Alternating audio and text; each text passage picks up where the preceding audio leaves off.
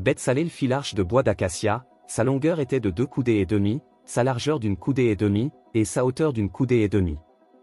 Il la couvrit d'or pur en dedans et en dehors, et il y fit une bordure d'or tout autour. Il fondit pour elle 4 anneaux d'or, qu'il mit à ses 4 coins, 2 anneaux d'un côté et 2 anneaux de l'autre côté. Il fit des barres de bois d'acacia, et les couvrit d'or. Il passa les barres dans les anneaux sur les côtés de l'arche, pour porter l'arche. Il fit un propitiatoire d'or pur, sa longueur était de 2 coudées et demie, et sa largeur d'une coudée et demie. Il fit 2 chérubins d'or, il les fit d'or battu, aux 2 extrémités du propitiatoire. Un chérubin à l'une des extrémités, et un chérubin à l'autre extrémité, il fit les chérubins sortant du propitiatoire à ces 2 extrémités. Les chérubins étendaient les ailes par-dessus, couvrant de leurs ailes le propitiatoire, et se regardant l'un l'autre, les chérubins avaient la face tournée vers le propitiatoire.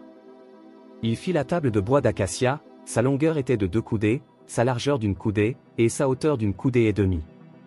Il la couvrit d'or pur, et il y fit une bordure d'or tout autour.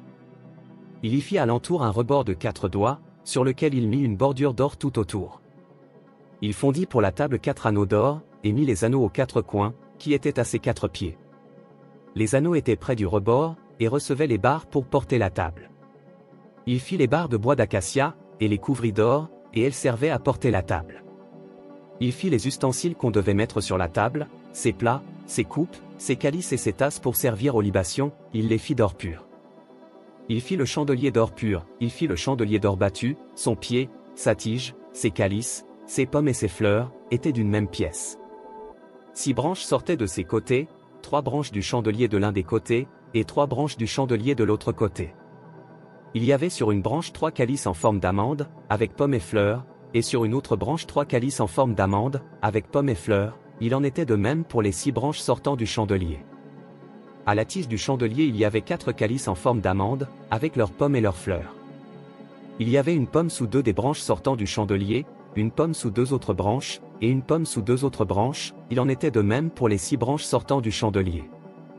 Les pommes et les branches du chandelier étaient d'une même pièce, il était tout entier d'or battu, d'or pur.